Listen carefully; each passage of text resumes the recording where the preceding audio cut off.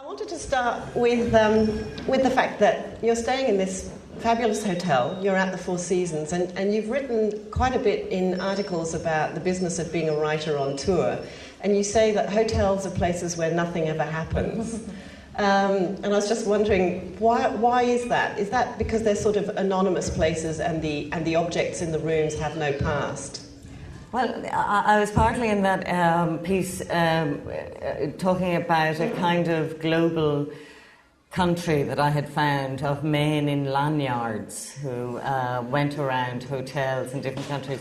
They're all white, actually, or mostly white, and they all seem very nice. And in the year I was going around the world to these anonymous hotels where, you know, there was always melon at the breakfast buffet, and if there wasn't, you didn't know what to do suddenly. That was the year that they were destroying the world. I mean, that was, you know, the year of the financial crisis. I was just looking at these guys wondering what's in their heads, I suppose, apart from anything else. But this kind of superstructure we have, it's like another planet around our own planet almost, of men with problems putting their children into international schools, for example, and getting the fees for that. And it takes a certain amount of money to have that lifestyle. But yes, there was a point when I had, in 2008, after I won the Man Booker, and I kind of took the opportunity. My husband said, just take the year, just do it, you know. So basically I wouldn't be hurling regrets at him and resentfulness in 10 years' time, saying I could have gone around the world. So I did. And there is a sameness about it all. Not here, I have to say. No, here you've got a plunge pool of your own, and that's rather wonderful. Yeah, and geese. And one of the things that you've been doing while you've been here is you've been finishing off your next novel. And when you arrived, I was very intrigued by the fact that you said, I'm 6,000 words from the end. And I was wondering how you could know with such certainty that you were 6,000 words from the end. Yes, well, if I'm not, then I have to rewrite the rest of the book.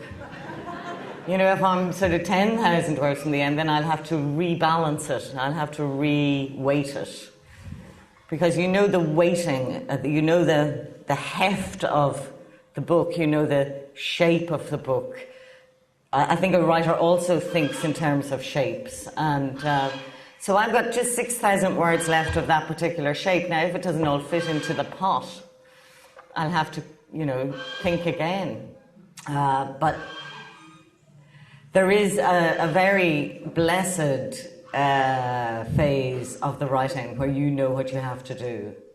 And I've been there for about 6 months. And it's really, really nice. I mean, for this book, I came off the road, essentially. I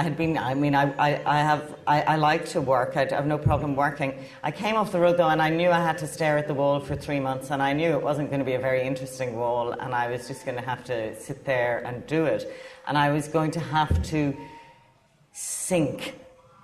There's and that's all a bit, that is a bit, if you hadn't done it before, and I have done it so many times now, you would panic. But if you've done it a few times, you know the impossibilities. You know the process a bit. Mm-hmm. And so you just hold your nerve more easily, I think, and you don't panic so much. But you've said somewhere that that you think that writing for you is mostly a question of mood management and of managing, in particular, your blood sugar levels. Can you say something about how crucial your mood and your blood sugar level are to a working day? Well, you know, I write something like The Gathering was a very interior piece. It was very close to the experience of grief. It was not an easy book to shape. There was a lot of exploratory writing. And what I mean by mood management, I suppose, is that it's taken me 20 years at the desk to realise that mornings are never good. Okay. So you just say, well, mornings are never good. Right. And it feels sometimes like in the process, I don't know how interesting this is to people, but it feels like you get nothing done all day, right? You just get nothing done all day. And if you do that for 2 years, you've got a book. So the very important thing is not to despair and say, oh, I worked all day, I lost 500 words, which is a very common experience, that you'll work all day and the book will be shorter at the end of it. So you manage that mood, basically. Right. Yeah. Right. And you manage more than anything. I think of this in a very gendered way, but because you manage your lack of self-confidence. Because nobody who's any good is confident. And if you're confident, the book is bad, right? If you think, oh, this is wonderful, you're writing a crap book. So you just take your lack of self-confidence, you put it in a box, and you leave it under the bed. You don't open that box. Does that explain it? Yeah, it does, actually. We'll come back, perhaps, to some more of the kind of techniques and the sort of the way that you have to psych yourself into the process, I think, a little bit later. Several people have said to me that this week they've spotted you in shops. That's not true. Well, let me just finish. What they've said untrue. Specifically, and I have very good sources, Anne, is a very common face. That they have seen you in shops caressing fabric. Now, this seems to me entirely plausible, given that you write so well about clothes. So I do want to put you on the spot. I'm not accusing you of over-shopping, but I think you write very, very powerfully and very sensually about clothes. And I was wondering whether you could say something about that in relation to the character of Eliza Lynch. Well, you see, I only ever wore black or grey if I was feeling very up. I mean, I might chance a bit of brown, but I had to annoy my mother, That was the best way I could think of doing it from about the age of 18 or whatever. Then I had children, and I was dressing my daughter in these amazing clothes, and then there was all this stuff about witches in the fairy tales. They all wore black, so I thought I had to shift it a bit. But when I was writing Eliza, there is a very... it's very involved with ideas of pattern and fabric and lushness. I don't know where it comes from, because I can't even have wallpaper in my house. A pattern drives me slightly bonkers, that sort of, the repetition of it. Sorry, it's true. It's interesting that in the character of Eliza Lynch, you've got someone who's a courtesan, and obviously clothes are instruments of seduction there. Yeah. Well, they're instruments of power for Eliza, because Eliza Lynch was the mistress of the real mistress of Francisco Solano Lopez, who is the dictator of Paraguay, who brought Paraguay into a disastrous war with Argentina, Brazil, and Uruguay. And I took her life when very little was known about it, which is great for a writer, because you don't have to worry too much. You try and get it accurate, but whatever. And it was my boom book. It was written during the Irish boom, and it was about consumption. In Eliza's case, that glorification of Victorian consumption. But the thing about Eliza's clothes were, and I remember figuring this out, what she was wearing on her back was the equivalent of a 3-bedroom semi-detached house. I mean, the scale... She was a little bit early for Charles Worth, who is this amazing Parisian couturier. But the scale of money that was involved, and if you take it even further, and she was in a non-monetary economy, what her subjects, you might say, saw when she walked into the room was one of the miracles of their lives. I mean, these fabrics were all imported from Europe. At one stage, I say that what Eliza had in the end of the day was a talent for shipping. That feeling that you get in Latin American literature of these amazing things being built in the middle of lushness. An opera house in the jungle where the organic world really wants to reclaim the works of man. I love all that. It's who couldn't? It's fantastic. So was that a kind of, did you feel when you were writing that book that you wanted to adopt, you've talked about Latin American writers, that you wanted to adopt the lush writing style of what we call magical realism? In the case of Eliza Lynch, it's described as Irish Baroque. That's Flann O'Brien, actually. That's like big curly sentences that are hilarious. Yes. But so that's a misnamed Irish Baroque. I think I took, the trail of inheritance or influence would come through Angela Carter, who was also very influenced by. So I didn't take a direct influence. It would have come through her. Because so many of those writers were male, I needed a different originator somehow. You do reprise the theme of clothes in The Gathering, so that when you're describing Ada, you describe her clothes too. So it's not just the sort of costume of power that a courtesan wears in a piece of historical fiction, but in The Gathering too, and in the short stories. In the short stories, there's a wonderful attention to the detail of accessories, shoes, handbags. Do you know who's brilliant at that is Alice Munro. And do you know what Alice Munro does? Is she does underwear. She does, corselets, the rasp of her nylons and things like that. And she does lipsticks and stuff like that, which I don't really do. I don't actually see that. But it's nice to know. I remember working at a computer and discovering that a lecturer had been on the computer doing a seminar about my work in Trinity, and the first question was, why is smell so important in Anne Enright's work? And I went, oh Jesus, is it? I didn't know that. And it is, it's there all the time. Well, you're certainly very preoccupied with the body and the functions of the body, and there's a kind of visceral quality to the writing where, for example, in one case you talk about grief as being so visceral that it's genital, and it's a cross between sex and diarrhea. Diarrhea and sex, yeah. This grief that was almost genital. And actually one of my early readers put a very decorous line through that, and I thought, no, you've got it completely wrong. That is the line. I'm very interested. The clothes thing is interesting because I don't usually see myself as a writer who works with the mirror. I work from the inside out. Yes. So there are writers who, to me, either use or are enthralled to a kind of narcissism. And so I try to not be that. And my characters very rarely describe themselves from the outside, but they do inhabit their bodies very closely. I don't know what else we have to inhabit. So, I don't do all the bodily functions. I leave many of them out. But you use the body... I do. You use the body as a way of expressing emotion. I think one of my favourite lines is the beating in your veins of someone else's heart. Ooh, when you're talking really about rude. A pulse. And that is such a beautiful image. Thank you. That's a very rude one, actually. That's the pulse is in somewhere very strange. It's strange, quite ordinary in its way.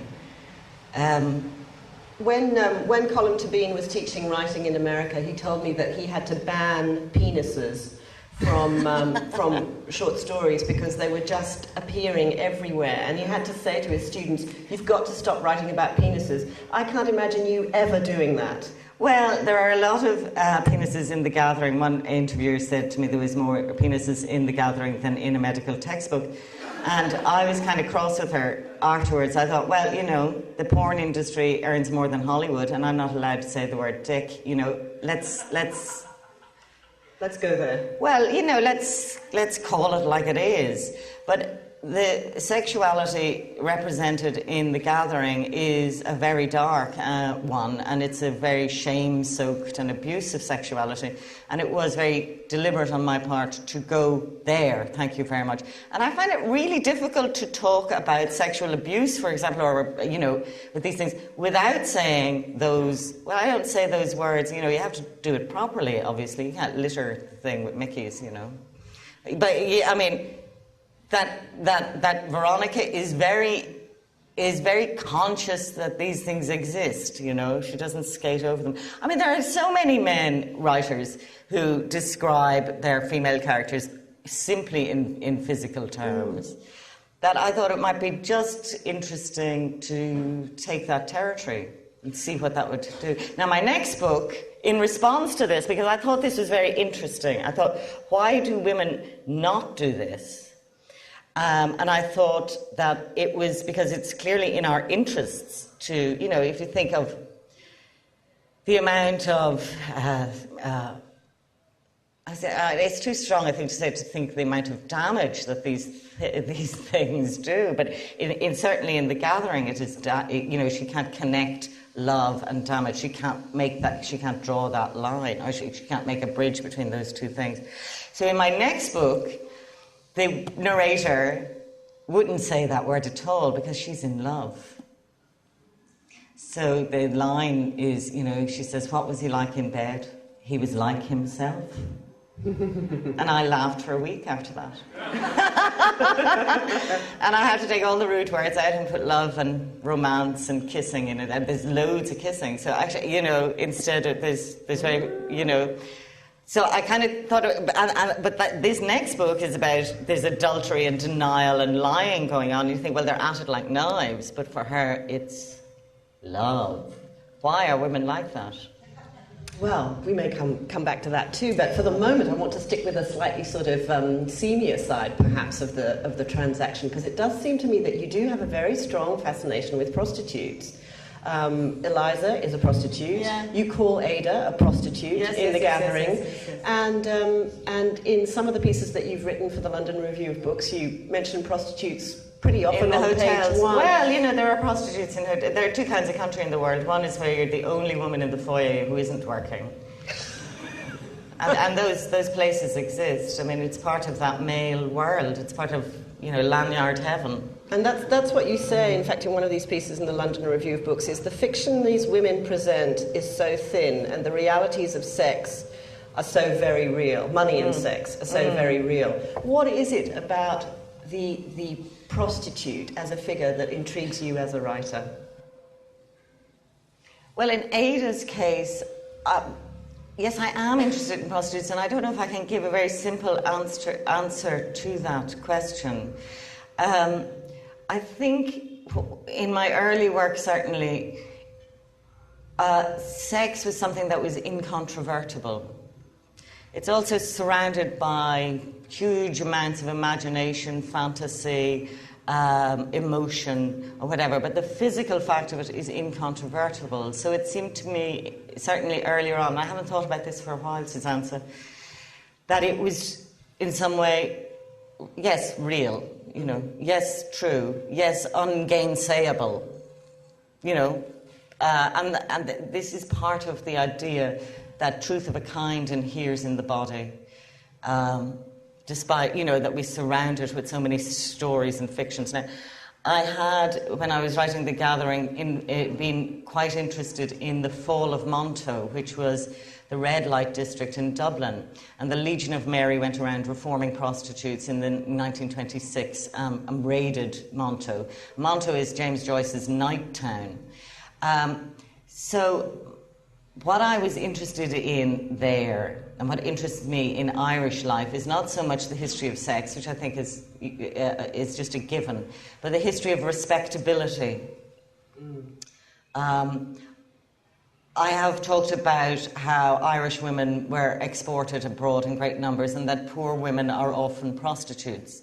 But I was reared with the idea that Irish women were the most virtuous in the world. So if you look at that disjunction, it's very interesting to think of how much denial or fear is in all of that.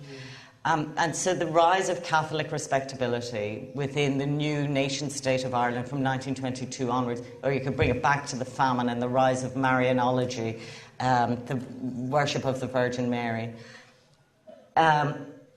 was offset perhaps by the reality of what it is to be poor and in New York in 1890 or whatever it is.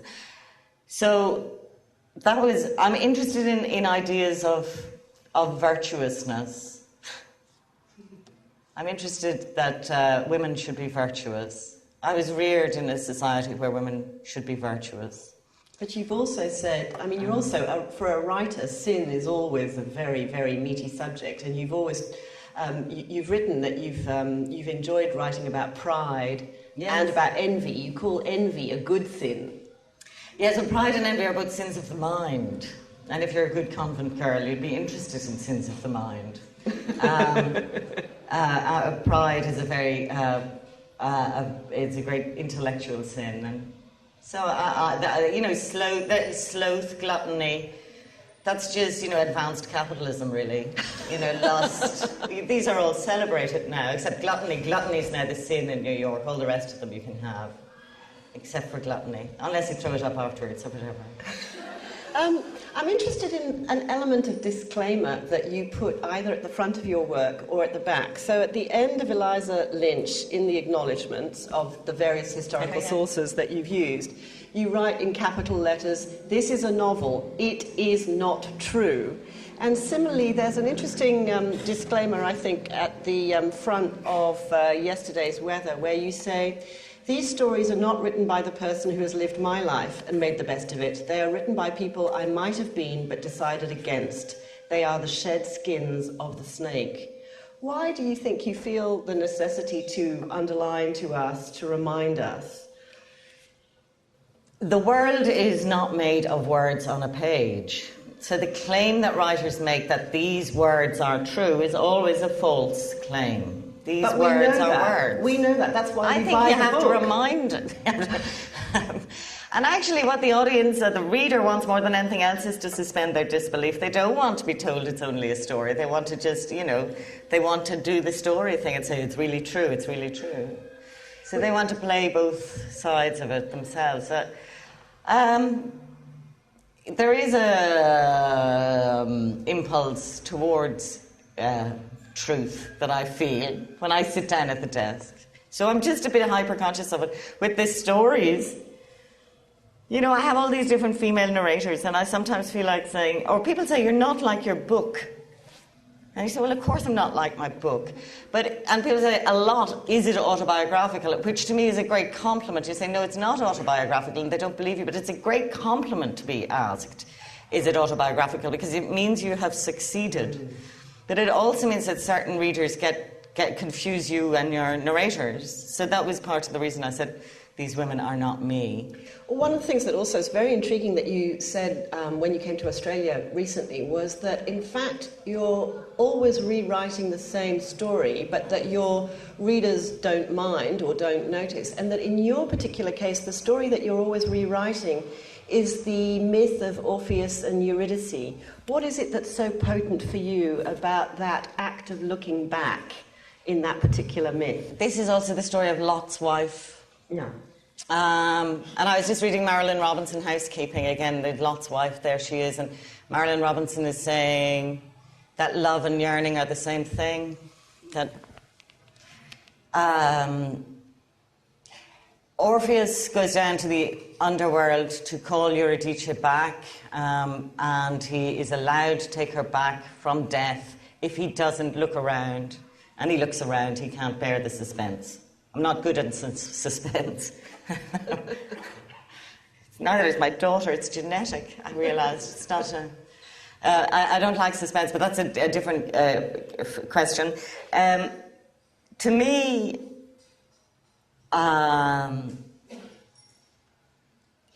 love and absence are very close.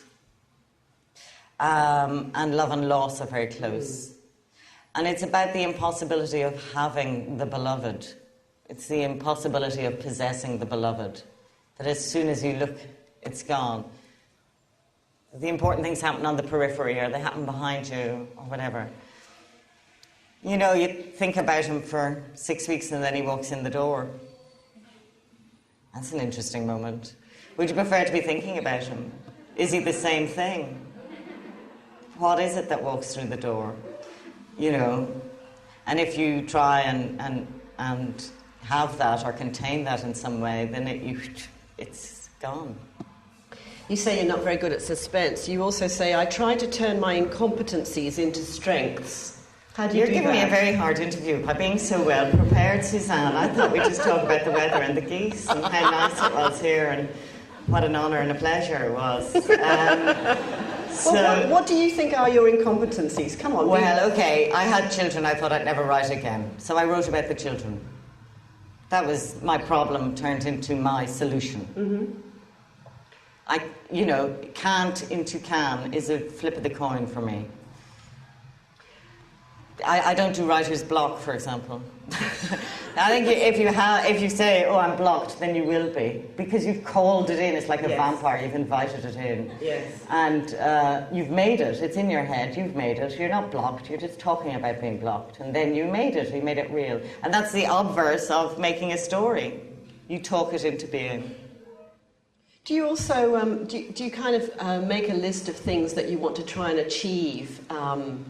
I'm thinking about the fact that in one of your articles you wrote, note to self, write more stories with men as the central character. Yeah. Are you very aware of that? You sort of... Well, you're always looking for the next challenge. And in fact, my next challenge in this book about romance is to go back and do what I'd always scorned, which is interesting. To write about love. I always write about love. But from a romantic point of view, to explore the romantic point of view. To be a bit girly.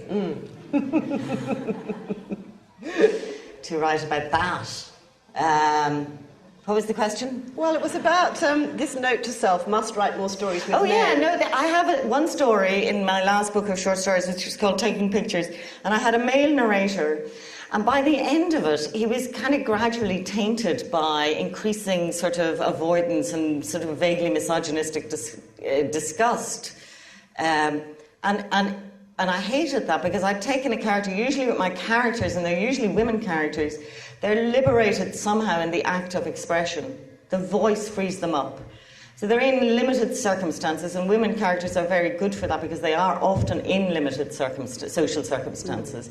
And then they are freed up somehow by the voice, so they fly a bit, right? And they mightn't leave those circumstances, but something has changed through the act of articulation for them.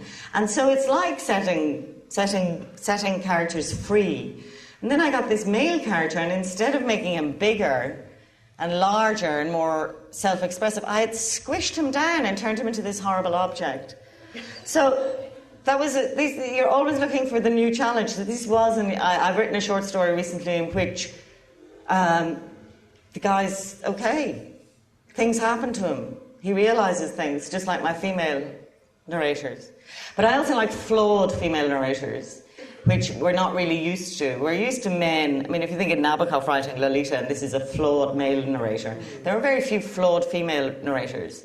And I'm interested also in challenging that idea that women are good, even in that, that we don't live in a moral universe. Of course we do, So, those are the challenges. I mean, I had a reach in that last story, which hasn't appeared because I have to go through it for libel, actually.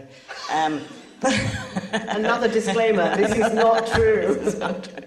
But Roddy Doyle's recent stories, I mean, Roddy's very, very kind of, he's on the north side of Dublin, you think, so I look at I understand his kind of guy, actually, and that was useful to me.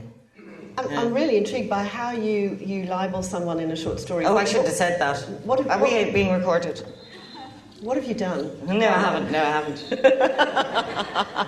What are the triggers for a short story, and how are those triggers different from the triggers for a novel? I've never libelled anyone in my life. Too late now. A novel is a big investment of time, so I'm imagining that you there's a kind of long gestation period, but with the short stories, is there something much more immediate that makes you think, I want to make a story about that? You have a little argument in your head sometimes with people, and then you might have an impulse to write down a line about that, but it never turns out to be the same as that argument. I never talk about beginnings, Suzanne, because I don't understand. Well, because I don't do them. You don't do beginnings? I don't do beginnings. I never begin anything. I write, and then I look at it and say, oh yeah, okay, I can take that and run with it. Because I know that when the beginning is like, da-da-da-dum. It's too grandiose a thing. Right. It's too frightening. So I just pootle along, and then I look and see what I'm talking about, what's there. There might be a fragment, and so I lose it. So if you don't do beginnings, you do endings, though. I do endings, yes. I'll end quite happily. Yes, because I know that the other day you were chatting to Kate Kennedy and you were making some sort of parallel between writing and flying, and you said the important thing is landing the plane. Yeah, well, no, one of the things about writing and flying is people think that fiction is like flying, and they think it's some kind of bird, and I say, no, it's an airplane. You make it, and then you make it fly. You don't come to the desk with it doesn't come and perch on your shoulder. Mind you, if you're at your desk and that's the way it works for you, it'll know where you are. Inspiration will know where to find you if you're actually sitting at the keyboard. So I think you just build things and wait until they take off. But one of the things that I thought was really interesting about what you say, again in the introduction to actually yesterday's landing weather. the plane, just on landing the plane, at the end of the gathering, I had Veronica stuck in Gatwick, and I was walking holes in the carpet, thinking, how'll I get her out of fucking Gatwick? and my agent said, are you nearly done? And I said, no, she's stuck in Gatwick. And then I realised that was the end of the book. So, or I could end it there with that in that place. With it's a sense another of her non-space. Being about to take off rather than land. No, falling. She's about to hit her life. That's true. Yeah. That's true. I'm interested in the fact, though, that you say again in this fascinating introduction to Yesterday's Weather that when you look back on the short stories in that collection, which you've placed in a particular order, the words could not have been herded onto the page in any other way. So is there absolutely a sense that there are no other options, that when you're writing the story, it's not like you've got 3 ways you could finish it? Somehow that's the way it works, yeah. I mean, maybe it's like your life. You think I could have done lots of things, and they said, no, actually, here I am. I suppose. I've got a couple more minutes, and then I'm going to open it to the floor. So think about your questions for Anne while I just ask her a couple more. I suppose I'd like to talk to you a little bit briefly about Irishness and about how you avoid the cliches of Irishness. I love the fact that sometimes you said once, yes, I'm Irish, but only on Tuesdays. And I was interested in one of the things that I think does... I was Irish last night. Were you? Yeah. Was that good? It was fine. One of the things that obviously characterises a lot of Irish writing, past and present, is a sense of being haunted and of a sense of the presence of ghosts. And you have particularly modern ghosts in your short story Caravan and in The Gathering. You've got this wonderful ghost, which is in fact the headrest of a car. Can you talk a little bit about the tradition of ghosts in Irish writing and why that's potent for you? Well, I deal a lot in presences because my characters are they're just on the line between the inside and outside of their... Well, some of them. I do third person. I do lots of different things. But say Veronica is it's very close to just things she wouldn't say but are nearly in her mind. You know, the things that we don't censor, actually. One of the great difficulties is to manage your censor, you know, which is always functioning, even when you're just thinking. So I kind of kill the censor and let the character run. But because she's in her head, the world is full of both real things and presences. I mean, I think we feel presences, imagine things, remember things. They're all ghosts. There's a very strong tradition of ghosts in Chinese writing. I don't particularly do ghost stories. Sheridan Le Fanu. I'm trying to think of the Irish. Are you a superstitious person about your books? I mean, are you like Isabella Allende? Do you only start every book on the same day of the year by lighting a candle and having a particular flower on your desk? I don't start. Oh, that's right, you don't start, I forgot. Do you end with a particular ritual? I don't. I write. You just write? I just write. Okay. There's been a lot of talk at this festival about bravery, and there have been lots of very strong statements made by other writers, namely Christos Tsiolkas, about the kind of courage involved in retaining their integrity as writers. And I think that you're a very brave writer in that you're not out to please easily, and you're not out to be popular. And you wrote an extremely controversial piece for a British magazine a couple of years ago about why you disliked the McCanns, the parents of the disappeared girl, Madeleine McCann. And that piece seems to have been misread, and you seem to have been judged very harshly for what you said in that piece. And I was just wondering whether you could just outline a little bit the impulse that caused you to write the piece and made you want to explore your feeling about these parents in a tragic situation, and the response that you got from readers. Well, it's extremely difficult for me to discuss that piece because it was sort of robbed from me by the tabloids in England, and so twisted and misrepresented. I realised that anything that I said about it subsequently would also be twisted and misrepresented. It's not difficult for me to think about the piece, but it's difficult for me to say anything about it. The piece was in the confessional mode. It was like, why am I not a good person now faced with this? And it was dealing with those very sensational, crowd-based emotions that, in fact, is what the tabloids feed on every day. So I didn't know that I was supping with the devil on that one, and I should have brought a longer spoon. And it was written in response to the media response to the story as much as to the story itself. So, as I say, it's difficult for me to come down with something useful to say about that. There's a very strong, very provocative line in the piece where you say, "I realise that I'm more afraid of murdering my children than I am of losing them to a random act of abduction. I have an unhealthy trust of strangers." Well, the New York Times recently ran an article about how we're afraid of all the wrong things. And it's cars that kill children.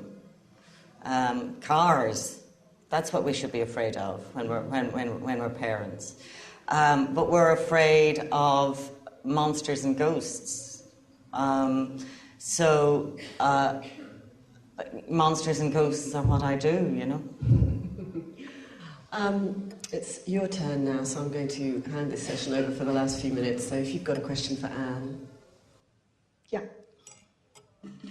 And we're going to hand you a mic, so if you just wait for the mic to come to you. Is this working? Yeah. While I was reading your book, I was aware of memory. And I don't know how to quite ask this.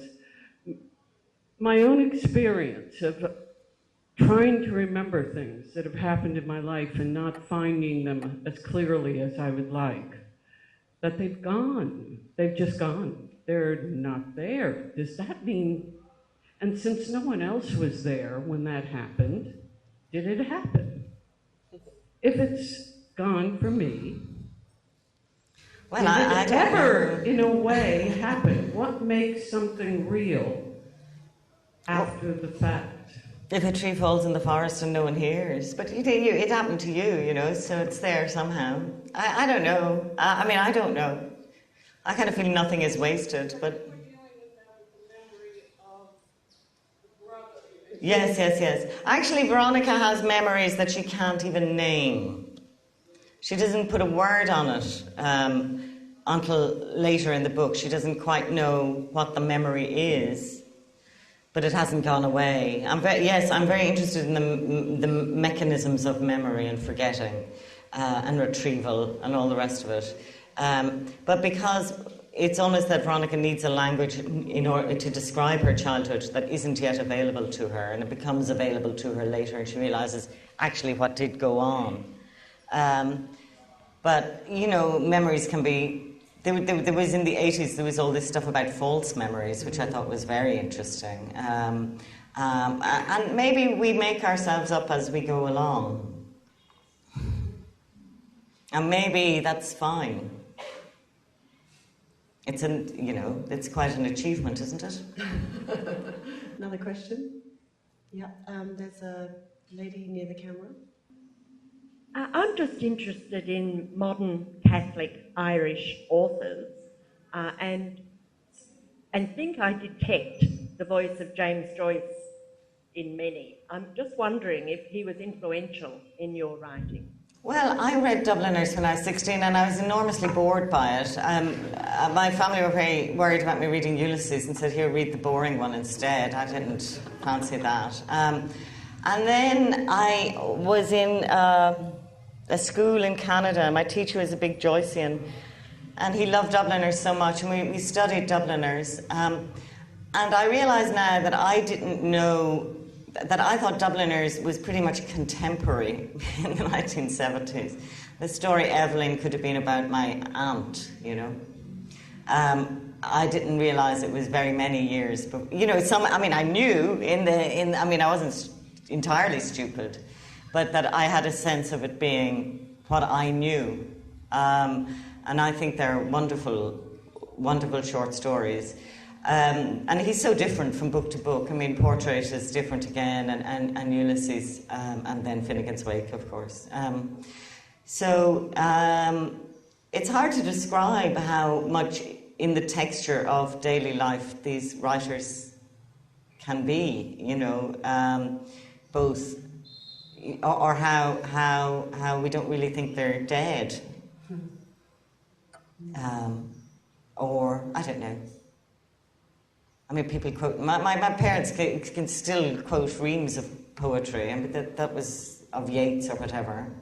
So it's just very much in the texture of life. I mean, the true influences you don't even know. I mean, I didn't realise Yeats was an influence. I'd been reading him all my life, and I didn't know you wouldn't call him an influence. It's like calling the air an influence, you know.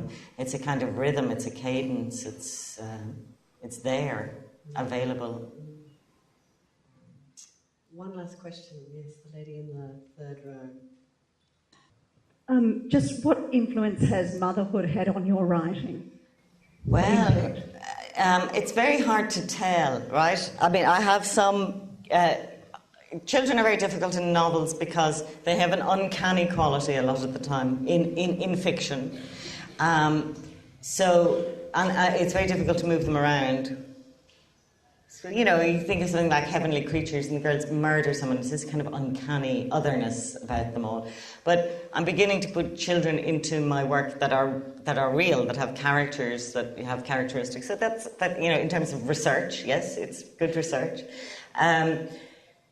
It certainly galvanised me. I realised I didn't care anymore about what the world thought of me. I had sort of wasted my 20s in Neurosis and the great Irish novel and not writing it.